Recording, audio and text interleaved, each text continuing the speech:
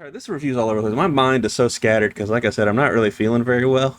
I'm like kind of sick. Also, I got stung by a bee or something today, and my wrist is swelled up. Like it happened when I was walking my dog this morning, and like it's like kind of like numb a little bit. Not to the point where I'm like afraid that anything's gonna happen to me or anything, but it's just like it's just a weird feeling. I haven't been stung by a bee in a long time. So anyway, sorry, this review is gonna be kind of all over the place. Hello YouTube, how's it going? My name's Lee, and welcome to my channel, thedastardLeebatman. And today I'm gonna be reviewing the Bikeriders, doing things a little bit differently today because I'm kind of sick, so I didn't feel like streaming, but I wanted to go ahead and get this recorded and get it on my channel for tomorrow. Like I said, I would get it up, and I will be right back to tell you what I think of the movie after I play this clip. Okay. Benjamin. Fancy. Benjamin Cross of Elmwood Park was arrested and charged with 18 traffic violations, but not before reportedly running through 7 stoplights, hitting speeds over 85 miles an hour in 2 20-mile-an-hour school zones, and causing damage to 4 municipal vehicles as a result of the pursuit. Cross is free on the $2,500 bond and will stand trial in Park Ridge Traffic Court on December 9th. How many stoplights did you win? They said 7, so So what? I guess that's the number. It felt like more. So this is going to be like a little bit more low energy than I usually am, and also I'm not going to go as in depth as I usually would because I'm just, I just don't feel good.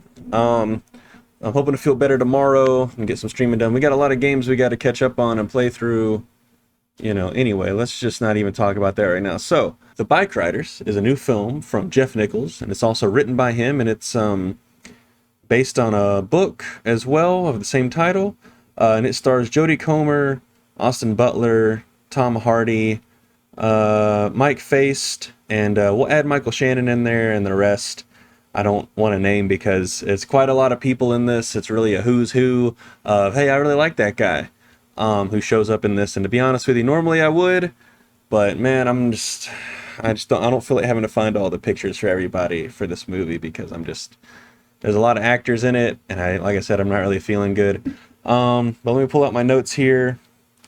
We'll get started here. So the Bikeriders, if you don't know, is out right now. It's been out for a couple days now. And to start this off, I do want to say I really liked this one.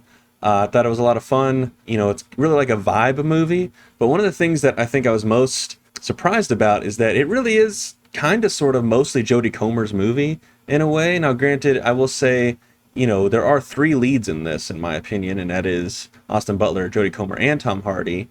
And I'm sure most people are probably seeing this for Austin Butler or Tom Hardy. I'm a big Jodie Comer fan as well, but I don't really know if she's like got a box office draw yet.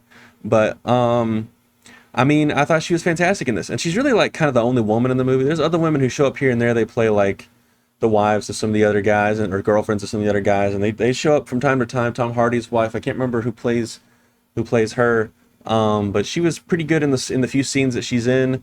But really, like the whole thing is like narrated by Jodie Comer for the most part. She's doing an interview with Mike Faced's character about like all this stuff, and yeah, it's honestly, I would kind of say it's mostly from her perspective. There's times when it breaks from that, but from the most part, it's mostly her just giving out like her take on things or saying here's what happened. And I thought that was really interesting. I didn't expect that going into this.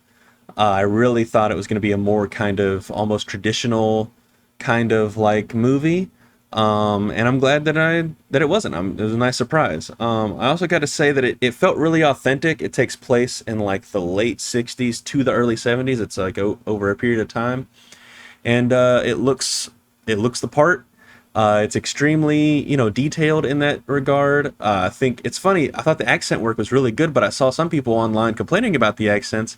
And then some people posted clips of the chick that Jodie Comer is playing in real life, and she sounds exactly like her. So, that just goes to show, like, listen, if the performance is good, who cares about the accent, if it's good or bad? You know, I've always kind of stood on this. For example, people really like to harp on, like, say, Keanu Reeves in Francis Ford Coppola's Dracula film. But like his overall performance is good. The accent is like hit and miss, but the performance, in my opinion, he gets like across what is supposed to be getting across. And as long as that's the case, I don't really see why people nowadays get so hung up on accents. Like, I understand if it's like distracting, and I will say there was someone who was sitting next to me who was like audibly distracted by Tom Hardy's voice every time he spoke. For me, I thought Tom Hardy's voice worked. It added to that authenticity. And honestly, his voice is kind of a put on, and I'll get into that in a minute. But anyway, before I get into that, I do want to say Austin Butler in this film, coolest freaking guy on the planet. And this movie is really talking about. It's kind of sort of like admiring, I think, but also making fun of guys who like look at stuff like this and kind of make it like their whole personality. Like, we've all seen the Ryan Gosling memes about like the literally me stuff and everything. And I gotta say, even though it is calling that stuff out a little bit in this movie, because there's even this look, this is a very small thing in the movie, but there's even a part where they explain like how Tom Hardy came up with the idea for this gang, and Jodie Comer's explanation is he saw a Marlon Brando movie, and they show him watching the Marlon Brando movie on TV, and you even see him like kind of changing his voice a little bit. Like, it was always kind of high pitched, but he kind of adds that accent to it a little bit. And I found that aspect of this movie really interesting, and that kind of is what kept me like engaged, and kind of what makes it stand out from a lot of other movies that are like this, And I thought that was really cool. And I have Tom Hardy's voice positive here in my notes, so we already kind of talked about that. I liked his voice a lot. He's doing like this like really interesting like Chicago-ish like Marlon Brando type stuff. It's really fascinating. I think he's doing a lot of really good work in this. And I've seen some people going like, oh, every now and then Tom Hardy shows up and reminds you how good of an actor he is. And I got to be real with you, I don't know what in the world you're talking about, because literally every time he's in a movie, he's fantastic. Like, you don't have to like the Venom movies, but he's good in those movies. So, I mean, like, I don't really understand this whole, like, selective memory people like to have with Tom Hardy for some reason. The other thing I want to talk about is, it's a real who's who of actors. I already said that. Like I said, this has a ton of people. I will say this. If you really want, and this goes into my next point here, actually, about how this is a commentary on like masculinity, and that's not necessarily saying that it's a commentary about how negative masculinity is. I think it's a commentary on like all aspects of masculinity, and I do think it handles some of the aspects better than others. But this really like honestly, watching this reminds me of like sometimes when I'm hanging out with my guy friends and we're all just shooting the shit with each other, fucking around, having a good time. There's one really funny part where like one character's like, I came here to beat up this guy. And like, the guy's like acting all scared, and then he's like, nah, I'm not gonna do it though. I like you guys. Like, and then they all start laughing. That's like typical like guy stuff, and it's like fun, you know what I mean? And there's two speeches, there's two parts that Michael Shannon has in this movie. He's not in it a whole lot. He really just has these two scenes, but in the two scenes he's in where he's really given like two monologues about things, it really hits on both ends of that masculinity of like how some of this is a put on because they're sad about something that they didn't get to do in their life, right? So now they got to put on this persona almost in a lot of ways. And I find that really, really interesting. And this is, for the most part, mostly a vibes movie. It's pretty cool in that regard. You kind of relax for the most part. Now there is a certain point in the film where Tom Hardy's character, something happens with Austin Butler's character, and he kind of sort of does something that opens Pandora's box in a way, where it does take their bike riding club and really kind of turns it into a gang. And the reason I say Tom Hardy's character really opens Pandora's box is because then all of a sudden all these new guys start showing up, and some of them are from getting home from the Vietnam War and stuff, and they're like really intense about this shit. Like, they're like really like ride or die, like, we're a fucking gang here, And Tom Hardy at a certain point in the movie is like, I don't really think this is for me anymore, And there's a lot of stuff in this movie about how like half the people who are in this gang are like kind of pussies, you know what I mean? And that it really is just like a Marlon Brando cosplay club almost. And really like the only real ones are like Tom Hardy, Austin Butler, and like a couple others. There's even like a great sequence, man, or a great scene, I mean, where it's like Tom Hardy and Austin Butler, they're like lit by like this campfire. It was amazing. It was like really dark, but you could see everything that you needed to see. It was really cool looking. Where Tom Hardy's just laying it on the line, like, listen, you're who these guys like think they are. Like you are like what they want to be. You know, like Austin Butler's like the real deal with this stuff. Like he really is like the bike rider, you know. And Tom Hardy's like, I really need you to be in charge, but you know, because Austin Butler is who he is, he's like, I can't do that shit, man. Like that's not me, you know. And it's really cool, and it leads to some issues. There goes my dog. She's been quiet all day. Now she wants to bark 'cause she hears me talking.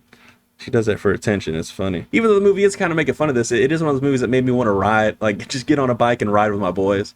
I've never ridden a motorcycle or anything. Actually, my you know, I want to. I want to get one of these days. But you know, and I want to say I thought the ending to this was phenomenal. The last like 10 minutes or so really got me. And also I think that the last like 2 shots of this movie, it's kind of like a shot reverse shot almost, kind of sort of, are phenomenal. Like it really like punctuates the movie perfectly. And to be real, I'm gonna have to give the movie 3.5 stars out of 5. Now that I've been sitting here talking about it, I almost want to make it higher, but I'll wait until I rewatch it to see if I change my mind on it. Because I will say, as much as I did like it, it is like around 2 hours, and the thing is with it that there was a couple of times, I don't know if it's just because like, you know, I had an energy drink before right before I watched it, because I was trying to make sure I stayed awake through it, because I've been on like a new sleep schedule and stuff. I'm trying to adjust to that and everything.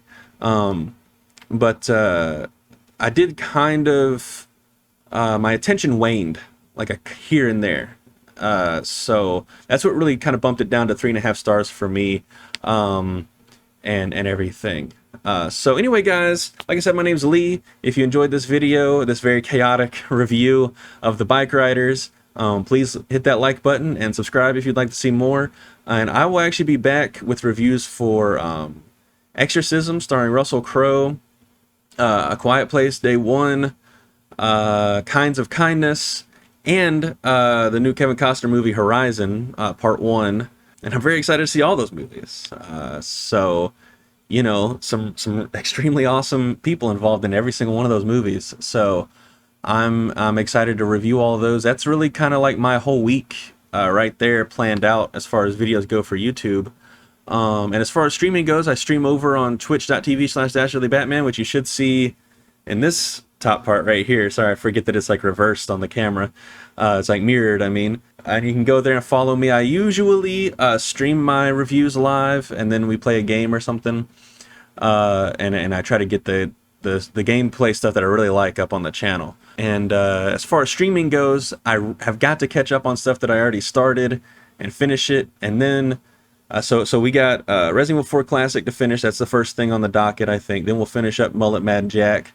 Then we'll do Dead Space Remake and Alone in the Dark Remake, as well as, and then the reason I need to hurry up and catch up with this stuff, we're going to play Stellar Blade, that's right, we're going to play Stellar Blade, and as soon as I'm done with Stellar Blade, I'm hopping into Dark Souls. I've never played through the Souls games. I've dabbled here and there, but I've never, like, completed one.